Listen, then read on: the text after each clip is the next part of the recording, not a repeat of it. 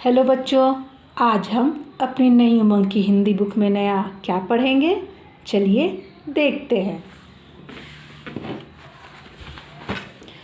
आज हम lesson number 18 Kailash Satyarthi जी के बारे में पढ़ेंगे।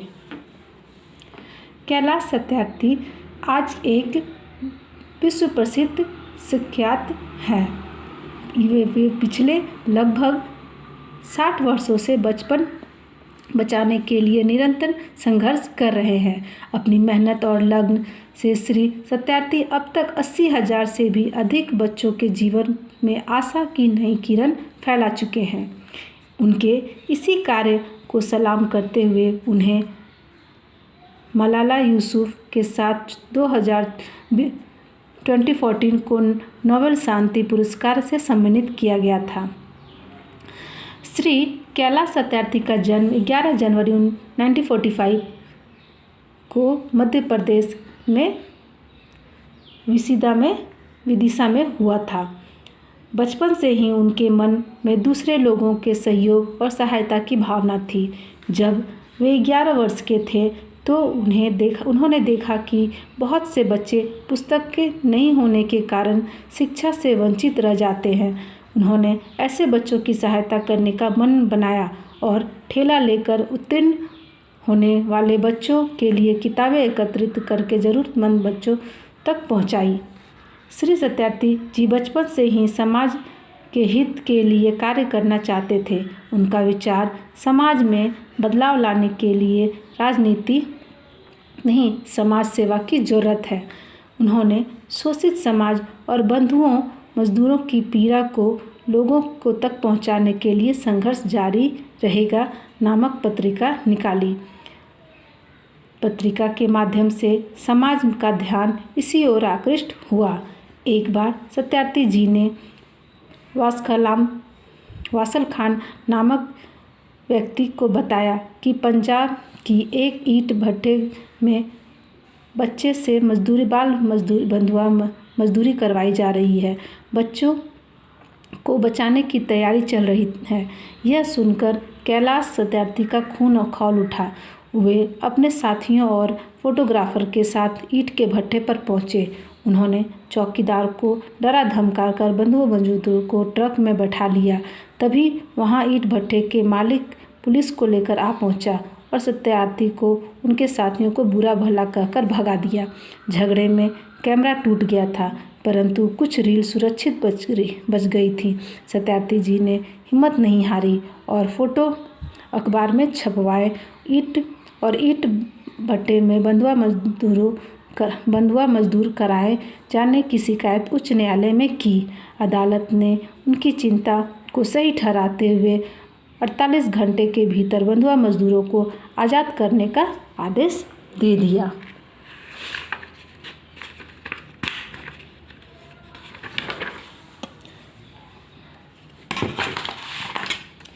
कैलाश सत्यार्थी जी ने बचपन बचाओ आंदोलन प्रारंभ किया।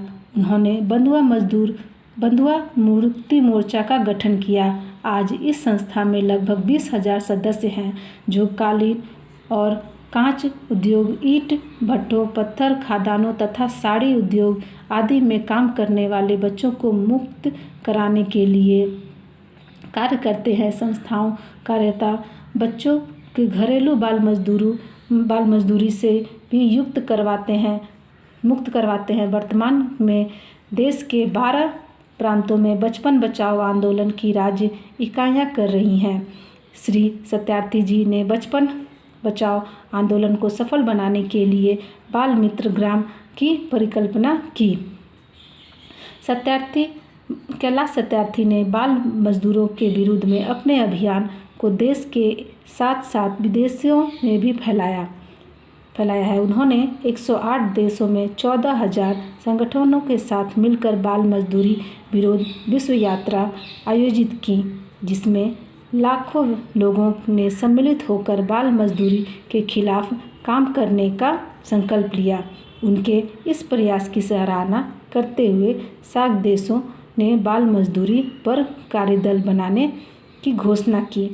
इलेक्ट्रॉनिकल इंजीनियरिंग की पढ़ाई कर चुके सत्यार्थी को नोबेल पुरस्कार के साथ साथ अनेक राष्ट्रीय अंतर्राष्ट्रीय पुरस्कार मिल चुके हैं, जिनमें जर्मनी का द एनकल इंटरनेशनल पीस अवार्ड, अमेरिका का Robert of Kennedy human rights award, medal of Italian senate और अमेरिका के डिफेंडर्स ऑफ डेमोक्रेसी अवार्ड आदि प्रमुख हैं। हमारे बीच एक साधारण व्यक्ति ने नोबेल शांति पुरस्कार मिलना हम सब लोगों के लिए गर्व की बात है।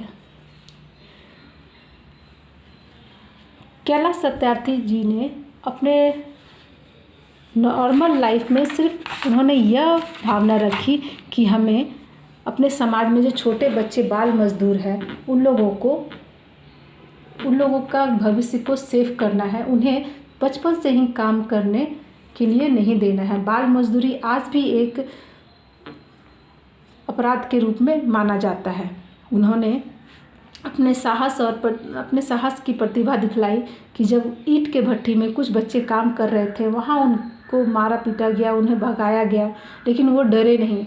उन्होंने फिर भी अपने साहस के दम पर उस छोटे से भट्ठी से बच्चों को निकलवाया और भारत में यह आंदोलन फैलाया कि हमारे देश में बाल मजदूरी नहीं कराई जाए। हमारे संविधान में भी यह लागू किया गया है कि बाल मजदूरी एक अपराध है। इनको बहुत सारे इनाम से, अवार्ड से घोषित किया गया है, लेकिन हमारे बीच में इतने अच्छे व्यक्ति हैं जिससे हमें गर्व की बात है कि हमारे समाज में ऐसे भी व्यक्ति हैं जो हमारे समाज में फैली हुई बहुत सारी गलत बात और गलत चीज़ को बढ़ावा देने से रोकते हैं। हमें भी इनके लक्ष्य कदम पर चलना चाहिए।